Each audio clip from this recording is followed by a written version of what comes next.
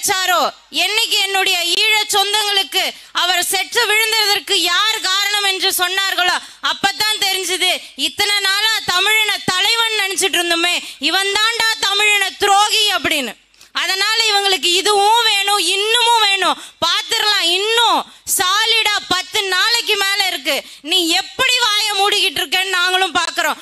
ஒண்ணு வாயை திறந்து பேசு, ஒழுங்கா பேசு, கேக்குற கேள்விக்கு பதில சொல்லிட்டு போ, இல்லாட்டி இடத்த காலி பண்ணு. அண்ணன் சொன்ன மாதிரி ஏதோ 74 மாவட்ட உறுப்பினர்கள் 20 அமைச்சர்கள்னு சொல்றாங்க. எல்லாரும் மூட்டை முடிச்ச கட்டிட்டு கிளம்புங்க. இல்ல காரையாவது விட்டுட்டு போங்க. எங்களுக்கு கார் இல்ல, ஆள் இருக்கு, கார் இல்ல, தங்குறதுக்கு வீடு இல்ல. ஆள் இருக்கு, தங்குறதுக்கு வீடு இல்லப்பா, மண்டபம் கிடையாது, காசு கிடையாது. ஏதாச்சும் ஒண்ணு பண்ணு. என்னதான் நாங்க பண்றது?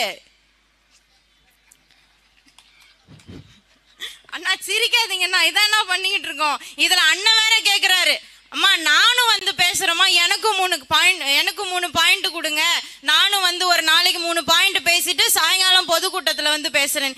இருக்கிற ஆளுங்களுக்கே பேசி சொல்ல அவங்க கிட்ட கொடுக்க பதில் இல்ல.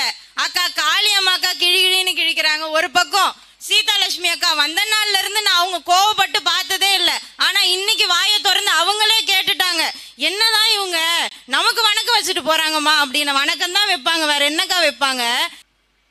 எனதுயிர் அண்ணன் செந்தமிழன் சீமான் உட்பட இக்கூட்டத்திற்கு வருகை தந்திருக்கும் அனைத்து மான தமிழர்களுக்கும் எனது அன்பார்ந்த வணக்கம். உண்மையாவே சொல்ல போனா இந்த திமுக காரங்கெல்லாம் இந்த ரோட்டுக்கு 4 பேர் நிக்கிறாங்க இல்லைக்கா, வீதிக்கு 4 பேர் கொட்டா போட்டு அண்ணன் சொன்ன மாதிரி அவங்களெல்லாம் பார்த்தா பாவமா இருக்கு. என்னதான் பண்றது? என்னதான் நாங்க பேசுறது? கொஞ்சமாச்சும் டஃப் கொடுக்கணும் இல்லக்கா, கொஞ்சமாச்சும் ஏதாவது சூடு சொரணையோட நாங்க பேசுறதுக்கு எதிர் விவாதம் வைக்கணும்.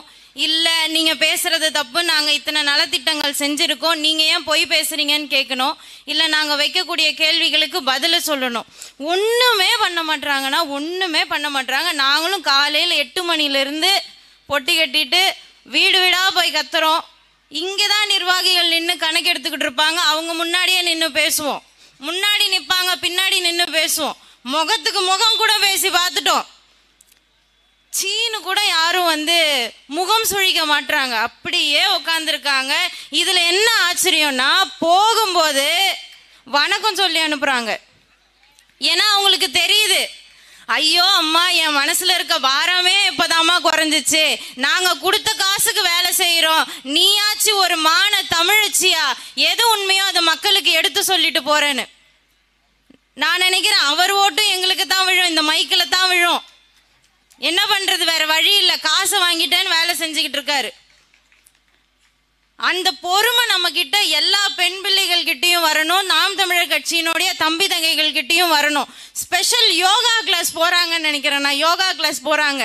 அமைதி அமைதி அமைதியோ அமைதி, இப்படிதான் இருக்கு கள நிலவரம்.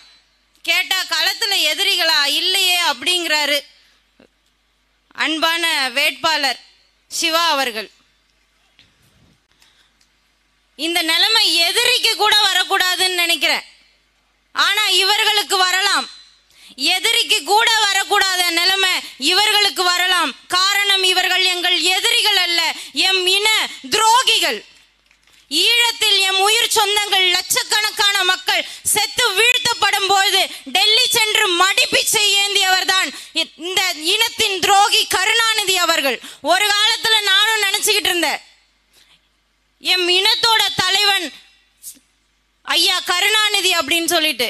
ஆனா என்னைக்கு என்ன மேடை ஏறி என்னுடைய வரலாற்றை புட்டு வச்சாரோ, என்னைக்கு என்னுடைய ஈழ சொந்தங்களுக்கு அவர் செற்று விழுந்ததற்கு யார் காரணம் என்று சொன்னார்களோ, அப்பதான் தெரிஞ்சது இத்தனை நாளா தமிழின தலைவன் நினைச்சிட்டு இருந்தோமே, இவன் தாண்டா தமிழின துரோகி அப்படின்னு. அதனால இவங்களுக்கு இதுவும் வேணும், இன்னமும் வேணும். பாத்துடலாம், இன்னும் சாலிடா 10 நாளைக்கு மேல இருக்கு. நீ எப்படி வாயை மூடிக்கிட்டு இருக்கன்னு நாங்களும் பாக்குறோம். ஒண்ணு வாயை திறந்து பேசு, ஒழுங்கா பேசு, கேக்குற கேள்விக்கு பதில சொல்லிட்டு போ, இல்லாட்டி இடத்த காலி பண்ணு. அண்ணன் சொன்ன மாதிரி ஏதோ 74 மாவட்ட உறுப்பினர்கள் 20 அமைச்சர்கள்னு சொல்றாங்க. எல்லாரும் மூட்டை முடிச்ச கட்டிட்டு கிளம்புங்க. இல்ல காரையாவது விட்டுட்டு போங்க. எங்களுக்கு கார் இல்ல, ஆள் இருக்கு, கார் இல்ல, தங்குறதுக்கு வீடு இல்ல. ஆள் இருக்கு, தங்குறதுக்கு வீடு இல்லப்பா, மண்டபம் கிடையாது, காசு கிடையாது. ஏதாச்சும் ஒண்ணு பண்ணு. என்னதான் நாங்க பண்றது? அண்ணா சிரிக்காதீங்கண்ணா, இதான் பண்ணிக்கிட்டு இருக்கோம். இதுல அண்ணன் வேற கேக்குறாரு, அம்மா நானும் வந்து பேசுறேம்மா, எனக்கு 3 பாயிண்ட் கொடுங்க, நானும் வந்து ஒரு நாளைக்கு 3 பாயிண்ட் பேசிட்டு சாயங்காலம் பொதுக்கூட்டத்துல வந்து பேசுறேன். இருக்கிற ஆளுங்களுக்கே பேசி சொல்ல அவங்க கிட்ட கொடுக்க பதில் இல்ல. அக்கா காளியம்மா அக்கா கிழின்னு கிழிக்கிறாங்க. ஒரு பக்கம் சீதாலட்சுமி அக்கா வந்த நாள்ல இருந்து நான் அவங்க கோவப்பட்டு பார்த்ததே இல்லை. ஆனா இன்னைக்கு வாயை திறந்து அவங்களே கேட்டுட்டாங்க, என்னதான் இவங்க நமக்கு வணக்கம் வச்சுட்டு போறாங்கம்மா அப்படின்னு. வணக்கம் தான் வைப்பாங்க, வேற என்னக்கா வைப்பாங்க? தெருவிளக்குகள்ல இத போல ஒரு மாடல் நான் பார்த்தது இல்ல. தெருவிளக்கு அதுல என்ன இருக்கும்? டியூப்லைட் மாதிரி நீட்டா தானங்க வெளிச்சம் வர்றதுக்கு பல்பு போட்டிருப்பாங்க. குண்டு பல்பு போட்டு வச்சிருக்காங்க. பாத்ரூம்ல போடுவாங்க பாத்தீங்களா, அந்த குண்டு பல்பு தொங்குது, தெருவிளக்குல தொங்குது. அதை பார்த்துட்டு வயிறு குழுங்க சிரிச்சுட்டு வந்து அடுத்த தெருவில் பார்த்தா அந்த இது கனெக்டர் மட்டும் இருக்கு, பல்பை காணும். பல்பு அக்கா சொல்லிட்டாங்க அதெல்லாம். அது போல கொடுமை. என்ன பண்றதுன்னு தெரியாம நாங்களும் முழிச்சுக்கிட்டு இருக்கோம். சரி அண்ணன் நிப்பாட்டிட்டாரு, என்ன பண்றது? சரி கேட்போம், நம்மகிட்ட இருக்க கொள்கைகளையாவது அவங்க கிட்ட போய் சேர்ப்போன்னு நாங்க வாக்கு சேகரிச்சுக்கிட்டு இருக்கோம். எத்தனை நலத்திட்டங்கள் நாங்க எடுத்து முன்வைக்கிறோமா? உங்க எல்லார் கையிலையும் துண்டறிக்கை வந்திருக்குமா இல்லையா? ஏதாவது ஒரு கட்சியில இருந்து, பாஜக கூட்டணியில இருக்க கட்சிகளையோ இல்ல திராவிட முன்னேற்ற கழகத்தில் இருக்க கூட்டணி கட்சிகளையோ ஏதாவது ஒரு துண்டறிக்கை உங்க வீடு வந்து சேர்ந்துதா? அதுக்கு பின்னாடி இருக்கிறத கொஞ்ச நேரம் ஒரு 2 நிமிஷம் செலவு பண்ணி தான் படிச்சு பாருங்களேன். என்னென்ன வாக்குறுதிகள் நாங்க கொடுத்திருக்கோம். நந்தன் கால்வாய் திட்டம், விக்கிரவாண்டினாலே இந்த நந்தன் கால்வாய் திட்டம் தான் நமக்கு ஒரு பெரிய வரமா இருக்கும்ன்றது எல்லா அமைச்சர்களுக்கும் தெரியும், எல்லா எம்எல்ஏக்களுக்கும் தெரியும், இங்க முன்னாடி இருந்த எம்எல்ஏக்கும் தெரியும். ஆனா அதை செயல்படுத்த மாட்டாங்க. காரணம், தேர்தல் நேரத்தில் அதை வச்சுதானே வியாபாரம் பண்ணணும். நாங்கள் வந்தால் இந்த நந்தன் கால்வாய் திட்டத்தை செயல்படுத்தி காப்போம். அப்ப இத்தனை நாள் என்ன பண்ணிக்கிட்டு இருக்கீங்க? நீங்க வந்தால் பண்ணுவீங்கன்னா வந்த போதெல்லாம் என்ன பண்ணீங்கன்னு ஏன் கேள்வி கேட்க மாட்டீங்க? ஆனால் நான் சொல்கிறேன், நான் வந்தால் அதை நிறைவேற்றி காட்டுவேன். சில பேர் கேக்குறாங்க, நீ ஒரே ஒரு ஆள் போய் என்னமா பண்ணுவ, அதுவும் பெண் பிள்ளையா இருக்க, நீ ஒரே ஒரு எம்எல்ஏ நாம் தமிழர் கட்சியில இருந்து உன்னை உள்ள அனுப்புனா நீ என்ன பண்ணிடுவ? அதனால நாங்க ஜெயிக்க போற கட்சின்னு சொல்லக்கூடிய திராவிட முன்னேற்ற கழகத்துக்கே வாக்கு செலுத்துறோம்னு சொல்றீங்க. நான் என்ன கேக்குறேன் தெரியுமா? ஏற்கனவே இருந்த 159 சட்டமன்ற உறுப்பினர்கள் என்னத்தை கிழிச்சிட்டாங்க? நீங்க அனுப்புனீங்களே, என்ன கிழிச்சாங்க?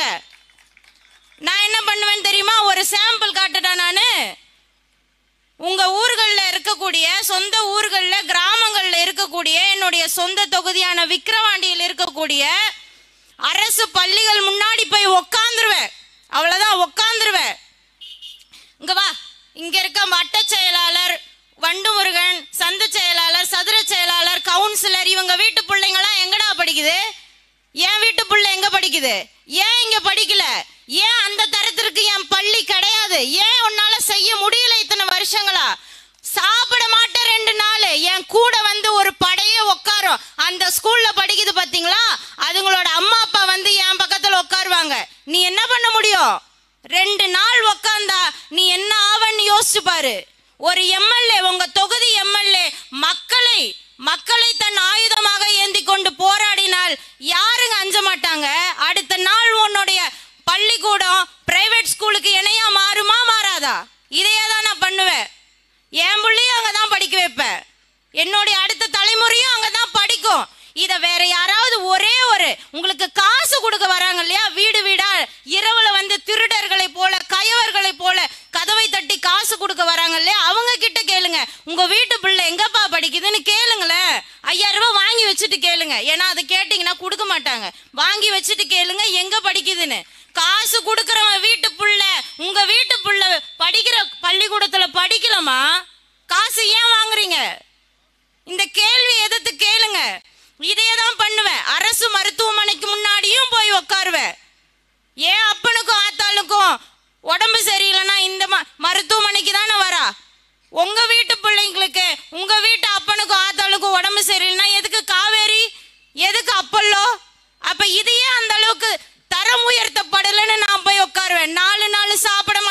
உட்கார்ந்த இடத்தை விட்டு எந்திரிக்க மாட்டேன். உள்ள இருக்காங்க இல்லையா, லஞ்சம் கேட்குது வாங்கிக்கிட்டு இருக்காங்க இல்லையா, அவங்கெல்லாம் வெளியில வருவாங்க, என் பக்கத்துல உட்காருவாங்க.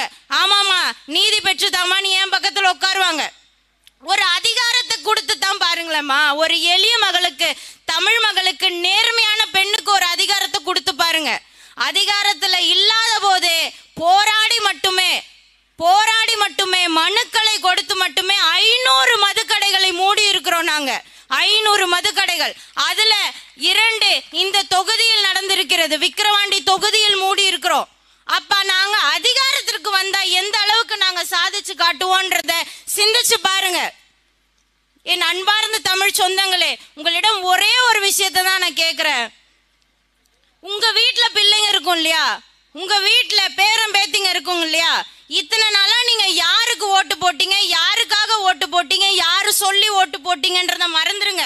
இந்த ஒரே ஒரு முறை இது இடைத்தேர்தல் தான், இதெல்லாம் ஆட்சி மாற்றம் எதுவும் வரப்போறது இல்லை. இந்த ஒரே ஒரு முறை ஜூலை 10ஆம் தேதி நீங்க வாக்கு செலுத்துறதுக்கு போறதுக்கு முன்னாடி அந்த பிஞ்சுங்களோட முகத்தை பார்த்துட்டு போங்க. உங்க கையை மைக்க தவிர வேற எதையும் பிடிக்காது. எனவே எனது தமிழ் சொந்தங்களே, உங்களை வேண்டி விரும்பி கேட்டுக்கொள்கிறேன், உங்களது வாக்குகளை, விதை மதிப்பற்ற வாக்குகளை ஒரு நேர்மையான தமிழ் மகளுக்கு, எளிய மகளுக்கு, படித்த மகளுக்கு செலுத்தி நாம் தமிழர் கட்சியின் உறுப்பினரை முதல் உறுப்பினராக இந்த சட்டமன்றத்திற்குள் அனுப்புவீர்கள் என்ற நம்பிக்கையோடு விடைபெறுகிறேன். நன்றி, வணக்கம். நாம் தமிழர். இந்த வீடியோ உங்களுக்கு பிடிச்சிருந்தா ப்ளீஸ் லைக் அண்ட் ஷேர் பண்ணுங்க. மறக்காம எங்க சேனலை சப்ஸ்கிரைபும் பண்ணுங்க.